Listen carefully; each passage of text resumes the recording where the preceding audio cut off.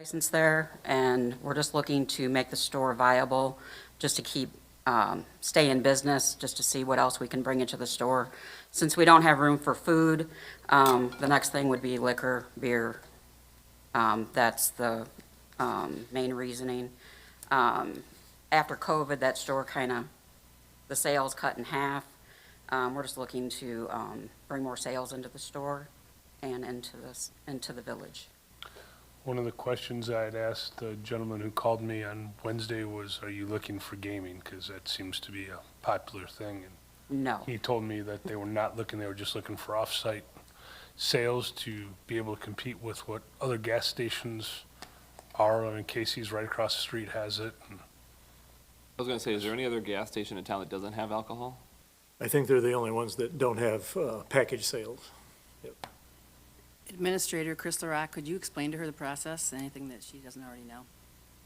It's up to the board to decide if they want to generate another liquor license. Obviously, we don't have some sitting out there waiting to be taken, so the board would have to make a decision to grant that liquor license, and we would put it on the agenda for the next board meeting to be formally voted on at that meeting. I don't have a problem with it. Do any of the I trustees? personally think that we always talk about making businesses be able to compete fairly without giving a leg up, and having Casey's, not anything against Casey's, but they're right across the street, it's unfair disadvantage to you. I don't have an issue with it. I don't have an Okay. issue, do you? We're good. Mike? All right, Okay. let's put it, let's put it on the Yeah, I'll next. have, Joe will draft an ordinance that you guys will vote on at the next board meeting. Okay, Okay. Sixth, I think it's the 6th. And do you need anything from our office before then? If we do, I'll reach out to you. I'll give you one of my cards. You can Okay. just shoot me an email so I have your information. It's actually Monday, January the 5th. 5th, okay. And then, once they vote on it, then it would be enacted that Tuesday morning, so. Thank you, Ms. Jordan. thank you. Thank you very much. Thank you. Thank you. Okay, the next item I have is the handicap parking on Main Street. I've had a lot of senior citizens ask me, well, you know about this, right after we got elected, one of the biggest thing was the handicap parking. And I walked over there a couple times myself across the street. That's terrible. We need to figure out some way that we can put the handicap on the ends of the streets, because we have the physical therapies down there. And I just think we need to look into this and see if we can, if it's feasible, that we can change it and make it more accessible to the handicap. So, yeah, Jim did reach out to the village engineer, Bruce, and after we had already done everything here on our downtown renovation, in 2023, they did change some of those guidelines to allow for exceptions for handicap parking in parallel parking spots.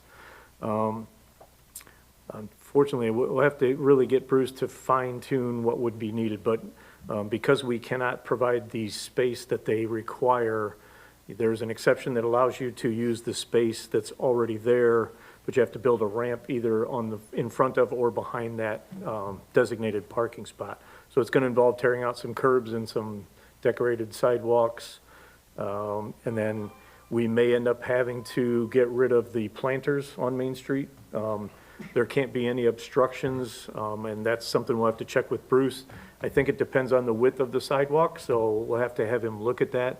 But potentially there may be signs that would have to come out, and definitely the planters. But again, I'll have to have Bruce, verify that. But either way, we would have to tear out curbs and sidewalk in order to put those ramps in. The ramps now are out in the landscaped areas that bump out to create those parking spaces, and you can't use those.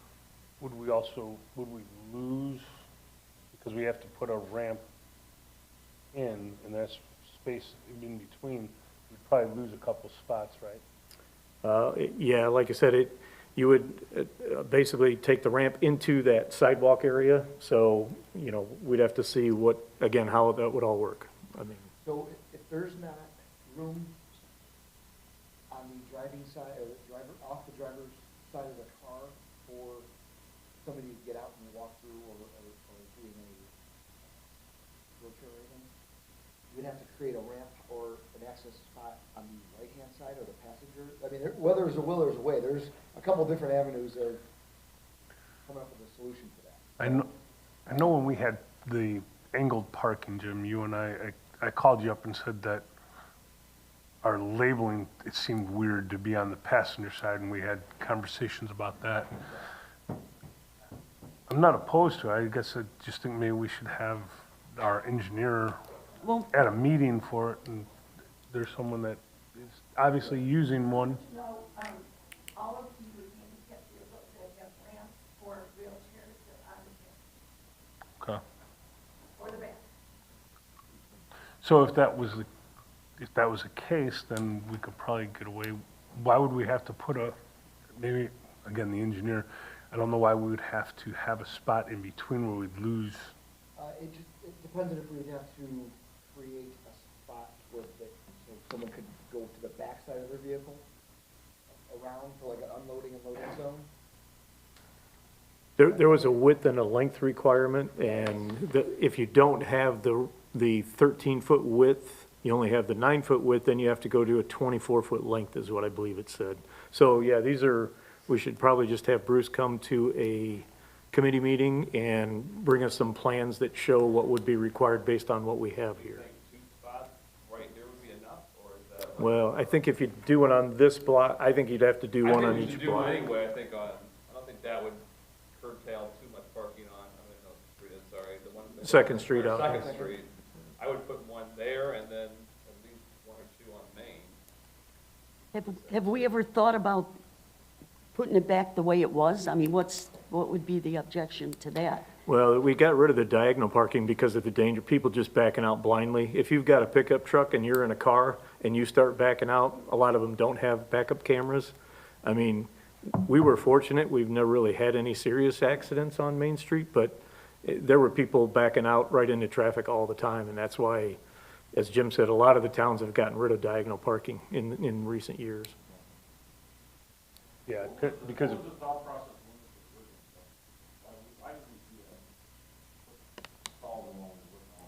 Because it wasn't allowed back then. This is something that just changed in 2023. And we did all our renovations back in 21 and 22. So that my guess is that because of, a lot of them have gone to what we built here, people complained, maybe even sued the state, and then they came up with these exceptions based on those arguments or maybe court cases, not sure. But this is something, again, that just changed recently. I think it's a great idea, we're looking at this, because there are probably more than a handful of handicapped people in Manteno who would appreciate it. And I know the owner of Athletico has already talked to me about it a year ago. It's Yeah, I remember, talking with her. Okay, well, that sounds good. Could you have it for like the next public safety meeting? Or? We'll reach out to Bruce and see if he can put something together, but, yeah. Walkthrough,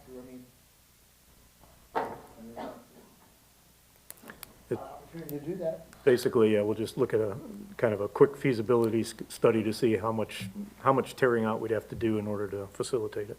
Okay, appreciate that, thank you.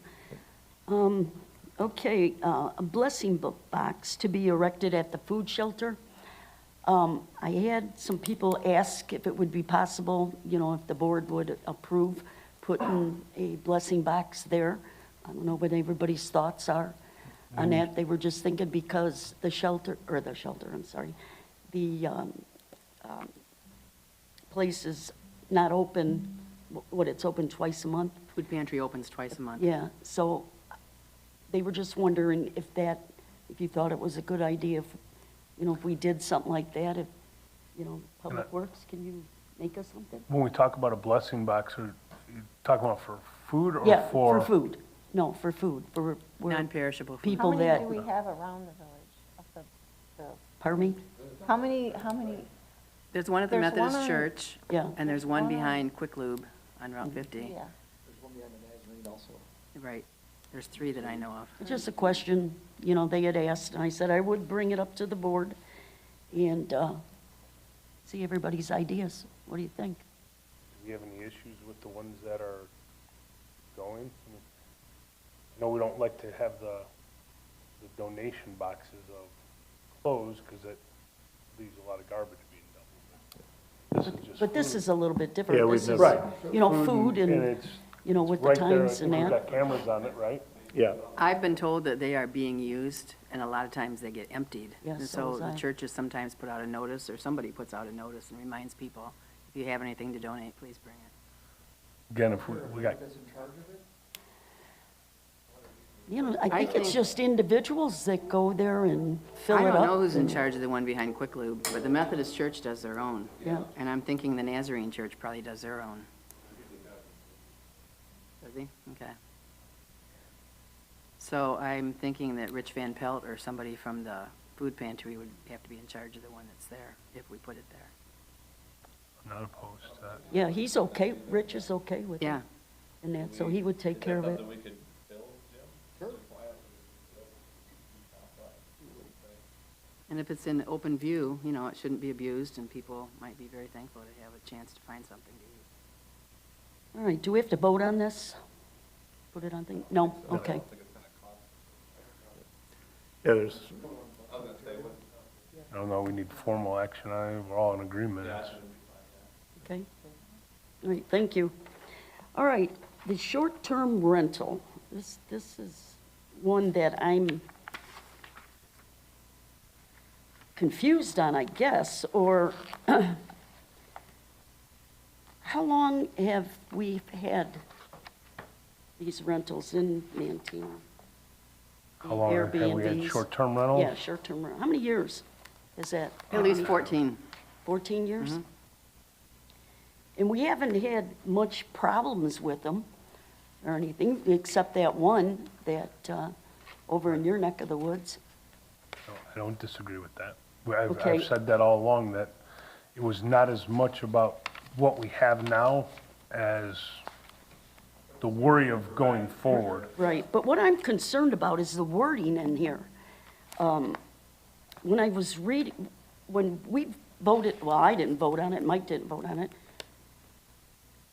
This all has been, This was changed. 6-0. has changed, right?